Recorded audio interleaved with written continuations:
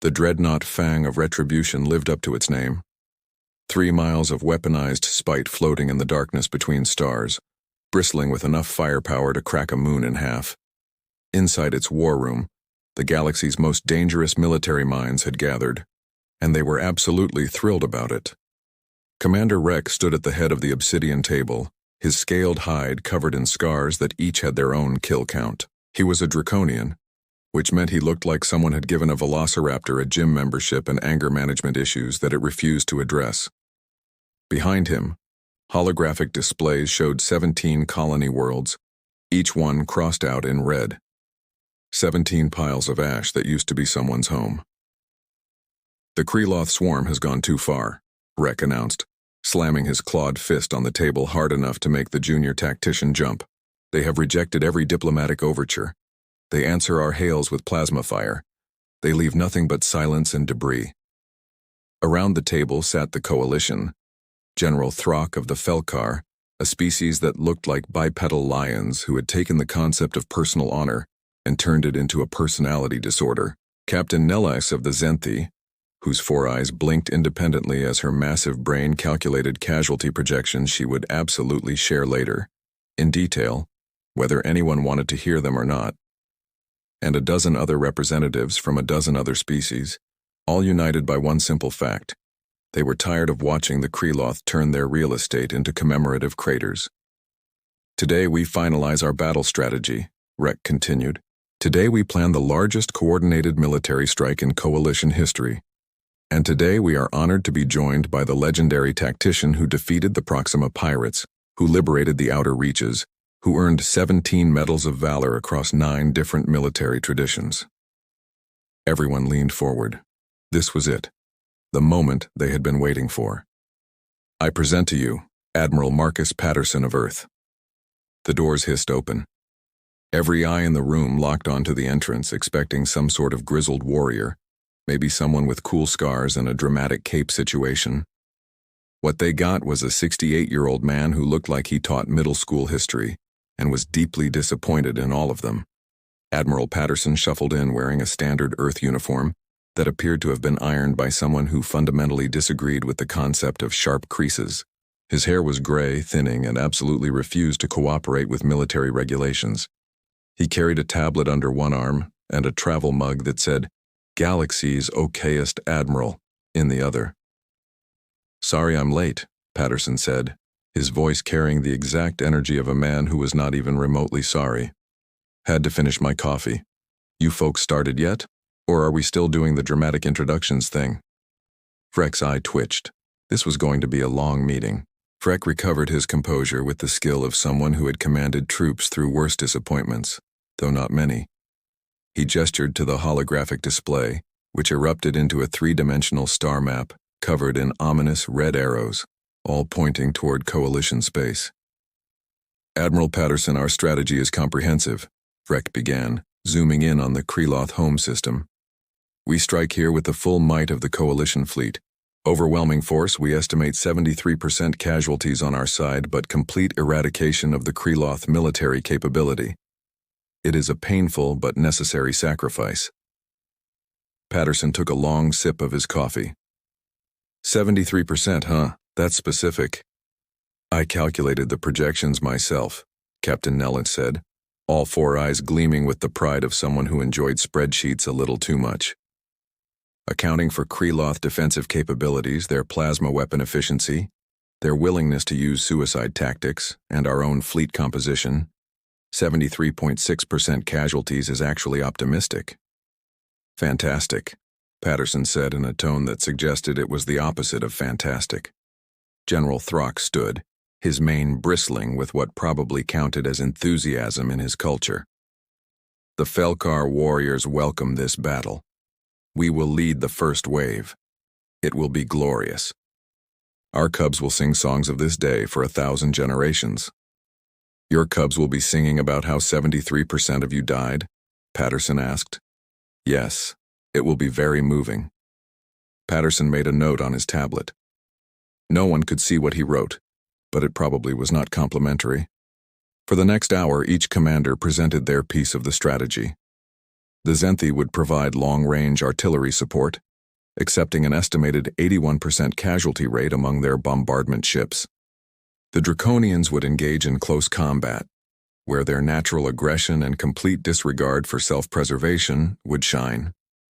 The smaller coalition members would run support operations, which was a polite way of saying they would try not to explode too quickly. Patterson listened to all of it, nodding occasionally, taking notes, asking the odd clarifying question about weapons payloads and fleet positioning. The alien commanders began to relax. Perhaps the human was simply old-fashioned. Perhaps he needed time to process information. Perhaps his appearance was deceiving, and underneath that grandfather exterior lurked a tactical genius preparing to unleash some devastating human strategy they had not considered. They were about to be so disappointed. "All right, I have some questions," Patterson said, setting down his coffee. "Has anyone here actually talked to the Kreloth? Like had a conversation that didn't involve weapon discharge?" Freck's scales rippled with confusion. "Admiral, they opened fire on our diplomatic vessels." "Okay, but before that, did anyone ask them why they're doing this?" "They are a swarm species," Nellick said, as if explaining basic math to a particularly slow child. "Conquest is their nature. Expansion is their biological imperative." Patterson pulled up his own display on the holographic table. "See, that's interesting because I spent the last 3 weeks reading everything humanities scientists could find about Kreloth biology. Xenobiology reports, cultural databases, even some grocery store tabloids that turned out to be surprisingly accurate. And I found something fascinating." He tapped his tablet. New images appeared: Kreloth physiology, breeding cycles, environmental data from their homeworld. "The Kreloth aren't invading," Patterson said. "They're running." The war room went silent. Not the good kind of dramatic silence. The kind of silence that happens when everyone thinks someone has lost their mind, but is too polite to say it immediately. "Their homeworld is dying," Patterson continued. "Has been for about 40 years. Environmental collapse. Solar radiation increased by 37%. Their crop systems failed. Their water sources became toxic. And here's the kicker. Kreloth reproduce in massive broods. We're talking thousands of larvae per clutch. Those colonies you think they attacked? They weren't military targets. They were planets with breathable atmosphere and liquid water. They're not trying to conquer you, they're trying to keep their babies alive." Rex stared at the data, his warrior instincts struggling against the uncomfortable intrusion of facts. "This changes nothing. They have still killed thousands of coalition citizens." "Oh, absolutely," Patterson agreed. "They've made a mess. But here's my question. Do we want to solve the problem, or do we want to feel good about having a big dramatic space battle?" "Can we do both?" General Throck asked hopefully. "No." The general's ears drooped. Patterson stood up, which at his height was not particularly impressive, but somehow he commanded the room anyway. "I have an alternative strategy. It involves that cargo hold full of supplies my ship brought. And before anyone asks, no, they're not weapons. Well, not the kind you're thinking of. No." 3 days later, Admiral Patterson's vessel, the Reasonable Discussion, approached the Kreloth fleet. Behind him, at what they insisted was a safe distance but was probably just close enough to watch the crazy human die, the Coalition Armada waited. Freck watched from the bridge of the Fang of Retribution, his claws gripping the command console. This is insanity. The human has lost his mind. His psychological profile did mention an unusual approach to conflict resolution, Nellick noted, her multiple eyes glued to the tactical display. But his success rate is statistically improbable, which suggests either extreme luck or something we fundamentally don't understand about human tactics. "He's within firing range," Throck observed. "Why aren't they shooting?" On the Reasonable Discussion, Patterson sat in his captain's chair, looking exactly as stressed as someone doing their grocery shopping on a Tuesday afternoon. "All right, deploy the cargo pods." The cargo bay doors opened. Dozens of pods launched toward the Kreloth fleet, which immediately went into defensive formation, weapons charging, preparing for some new human superweapon that would justify all those scary stories about Earth's military. The pods opened. Baby formula. Thousands of containers of nutrient-rich, specially formulated baby formula. Nutrition supplements calibrated for Kreloth biology. Medical supplies. Incubators. Water purification systems.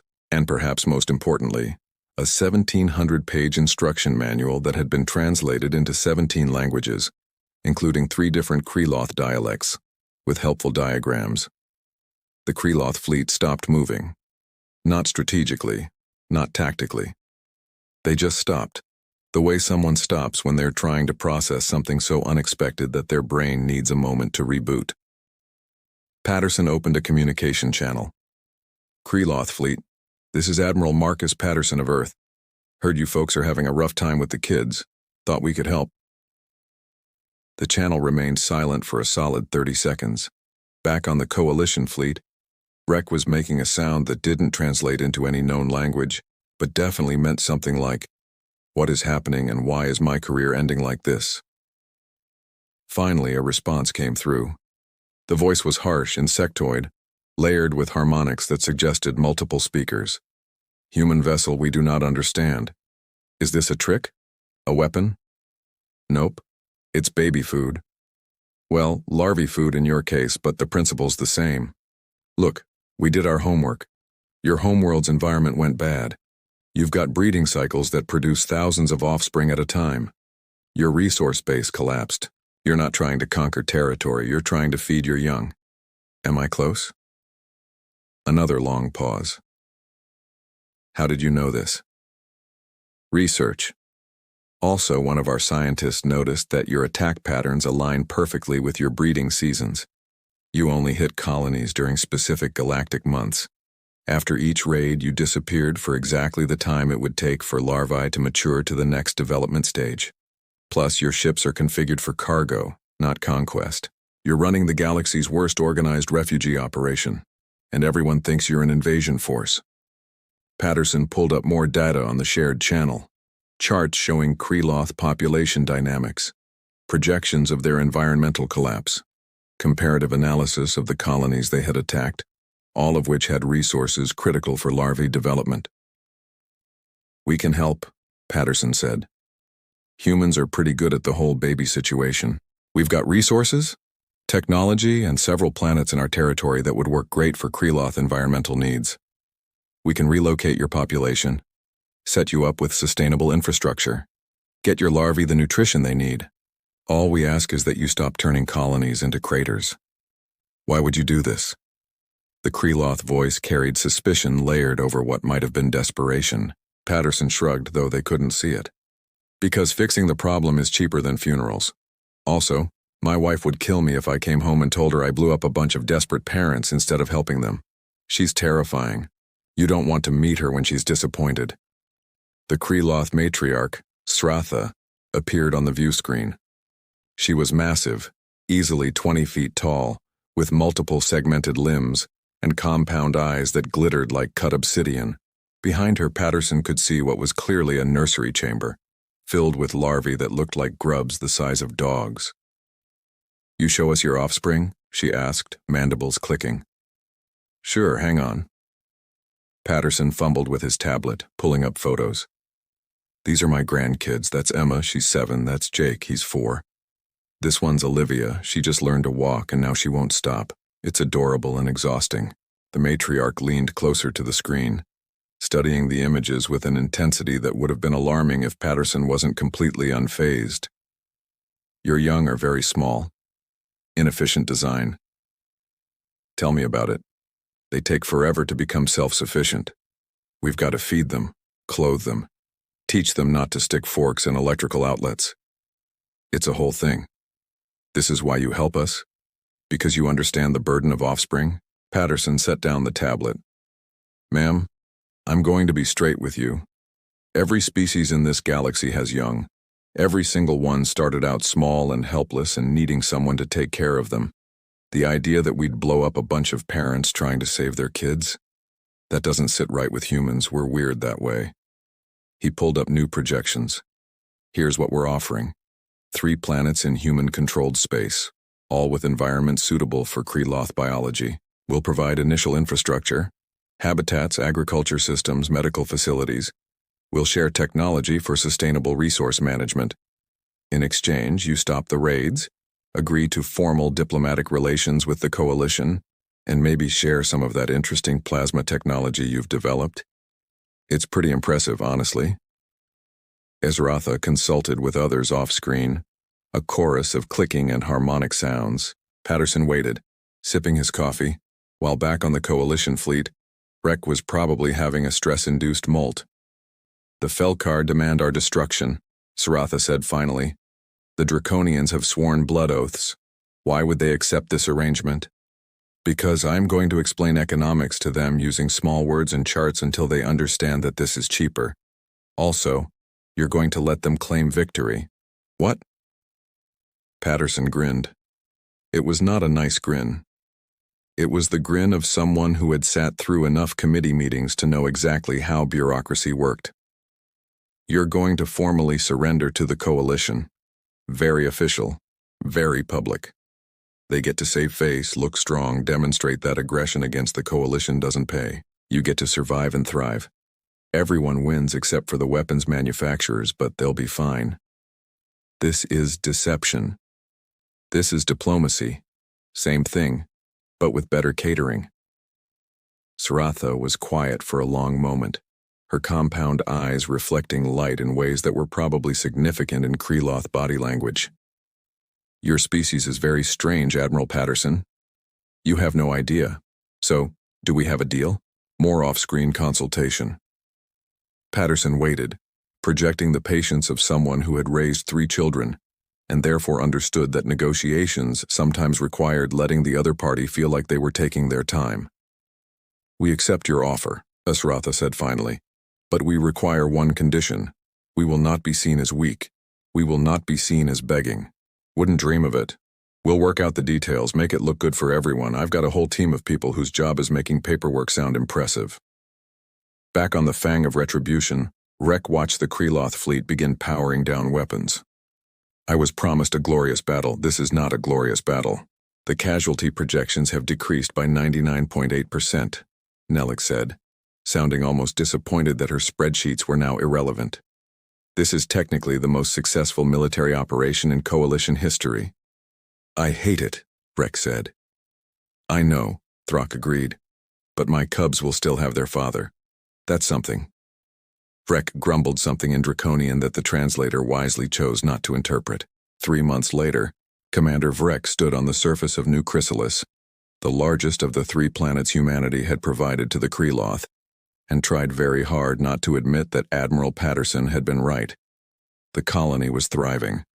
Massive agricultural domes stretched across the landscape, producing food at a rate that had the Kreloth actually building surplus reserves.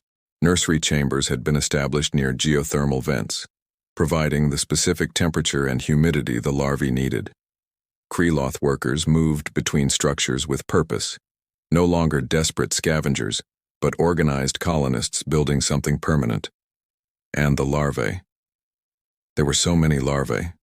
They were everywhere, tumbling over each other in the nursery chambers, making sounds that Rek's translator interpreted as happy chirping, which seemed deeply incorrect for a species he had been prepared to go to war against. Patterson walked up beside him, somehow having appeared from nowhere like the universe's least threatening ghost. Beautiful, isn't it?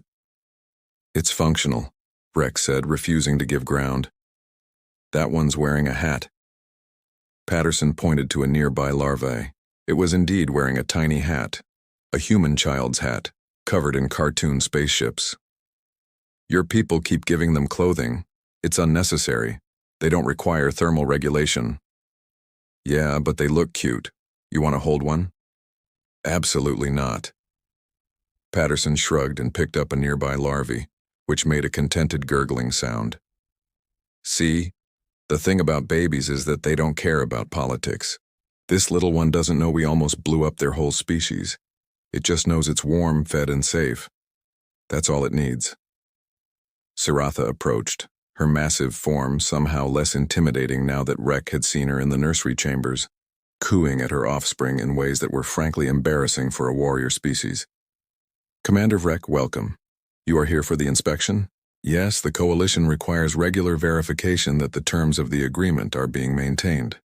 Of course, I will show you our mineral processing facility. I think you will find it interesting. We are producing refined metals at a rate that exceeds projections. We would like to discuss trade agreements. As Ratha led them through the colony, Vrek saw Kreloth workers operating equipment, building infrastructure, teaching their young.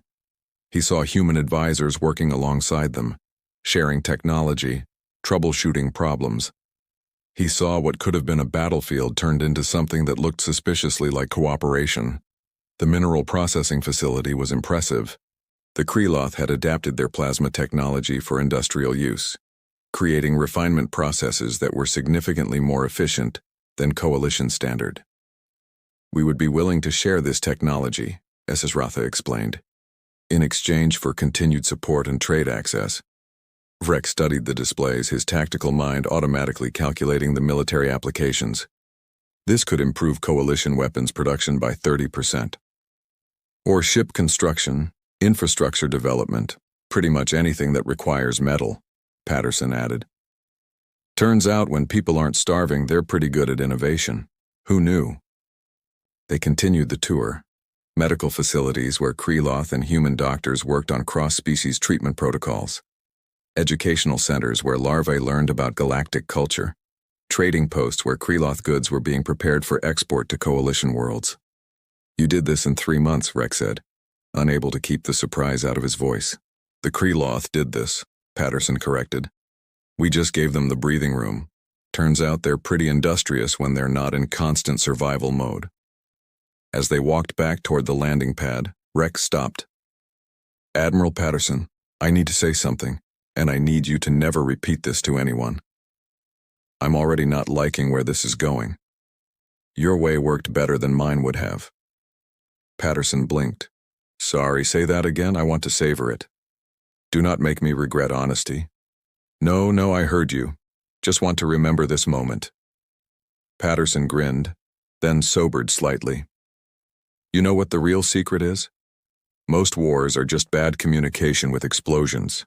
Someone's desperate, someone else is scared, and instead of talking, they start shooting. If we can figure out the actual problem and fix it, we skip the whole tragic waste of life part. That's a very human perspective. It's a very I'm too old for this nonsense perspective. I've got grandkids to spoil and a garden that needs tending. I don't have time for unnecessary wars. Vrek looked back at the colony, at the thriving settlement that should have been a crater. I still believe there are times when strength must be shown. Oh, absolutely. But strength isn't just about how hard you can hit. Sometimes it's about having the guts to try something different when everyone expects you to follow the script. They boarded the shuttle in silence. As they lifted off, Vrek watched New Chrysalis shrink below them, a green and blue jewel that represented everything his military training had not prepared him for. For what it's worth, he said quietly, I'm glad you were right. Patterson smiled. Me too, Commander. Me too. 2 years after the Kreloth crisis, Admiral Marcus Patterson's reputation had evolved in ways that made him deeply uncomfortable and slightly amused. The bottle doctrine, as some ambitious military historian had named it, was now taught at 3 different Coalition military academies. Young officers studied the Kreloth situation as an example of asymmetric problem-solving, though Patterson suspected they missed the point when they started trying to turn aggressive compassion into a formal tactical framework. The results, however, were hard to argue with. The Kreloth were now full Coalition members. Their plasma technology had revolutionized manufacturing across 17 sectors.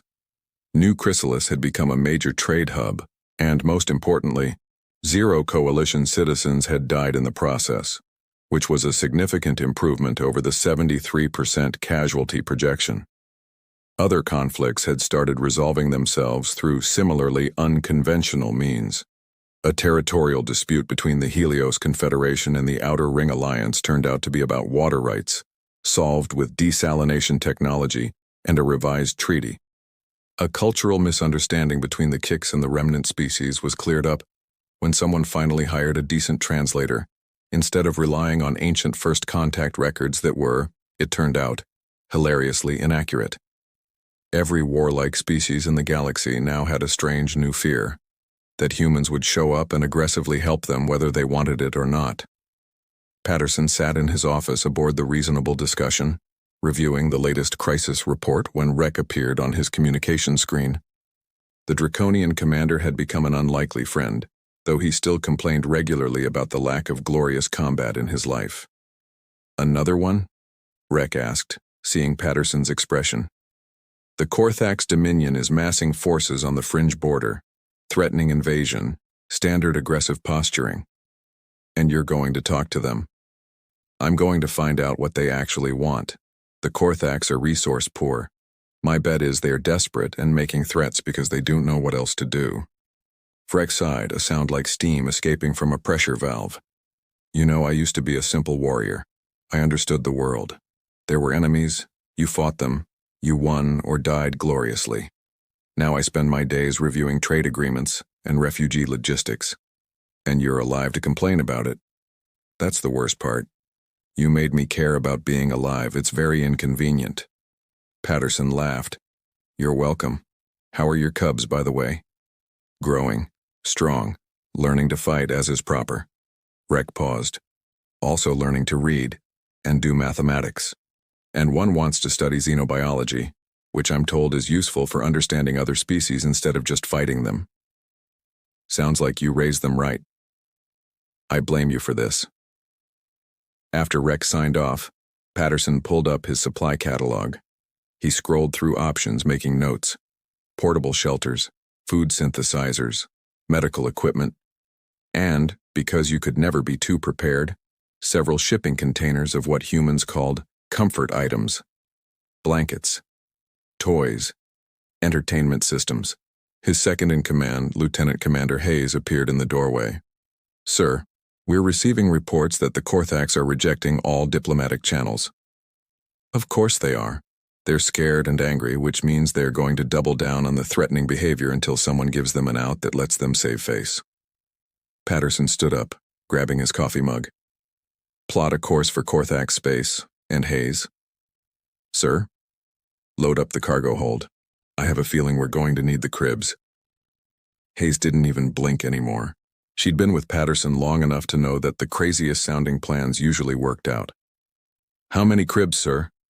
"Start with 500. We can always get more if needed."